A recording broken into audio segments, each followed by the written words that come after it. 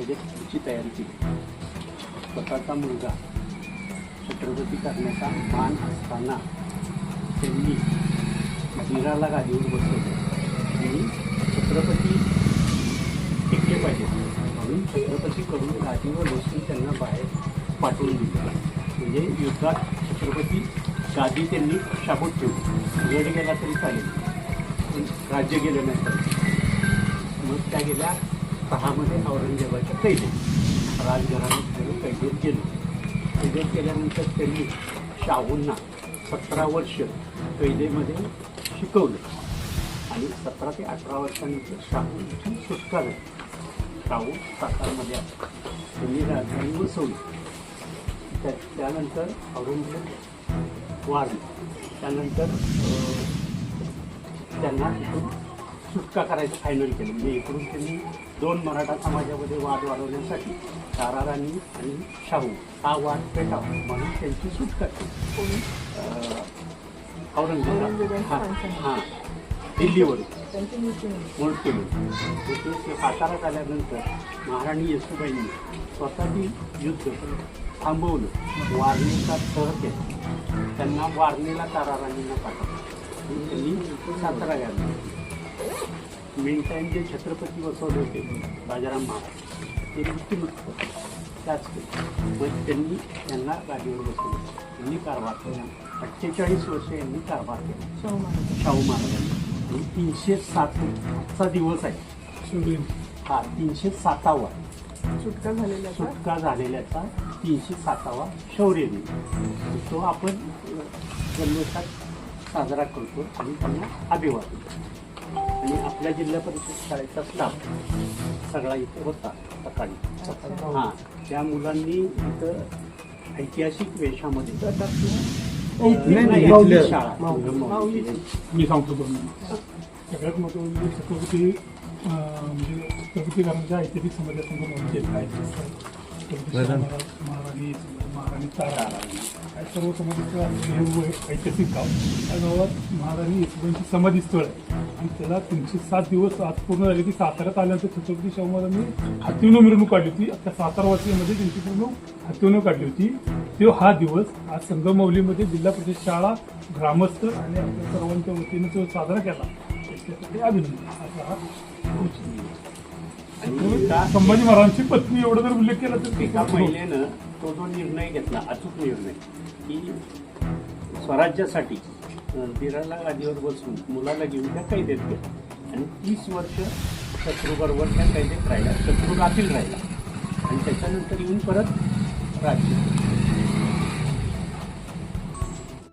आज महाराणी येसूबाईंची औरंगजेबांच्या ताब्यातून सुटका झाली आणि पुन्हा या सातारा नगरीमध्ये शाहू नगरीमध्ये त्या आल्या आणि त्यांची जल्लोषामध्ये मानसन्मानाने इथं मिरवणूक काढली गेली.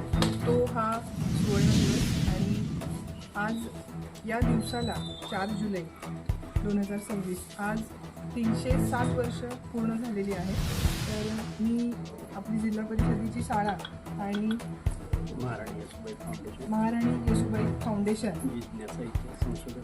जिज्ञासा इतिहास संशोधक मंडळ आणि ग्रामपंचायत संगममाहुली या सगळ्यांचं अभिनंदन करते की हा ऐतिहासिक दिन त्यांनी स्मरणात ठेवला आणि आज या पद्धतीनं तो साजरा केला. आणि आपली जी जिल्हा परिषदेची चिमुकली आहेत त्यांना या इतिहासाच्या या दिवसाचं स्मरण करून त्यांच्यामध्ये प्रेरणा जागृत केली. आपल्या सर्वांचं संयोजकांचं हार्दिक अभिनंदन. फाउंडेशन आणि जिज्ञासा इतिहास संशोधन संस्थेच्या वतीनं महाराणी येसूबाई राणीसाहेब महाराजांच्या 307व्या शौर्य पराक्रमाच्या दिवसाच्या निमित्तानं आज या ठिकाणी एक अतिशय सुंदर असा सोहळा आयोजित केला होता. आज या कार्यक्रमाच्या निमित्तानं आदरणीय महाराणी येसूबाई यांच्या समाधीला नतमस्तक होण्याचा आज योग आला आणि अतिशय त्यांचा इतिहास प्रेरणादायी आहे.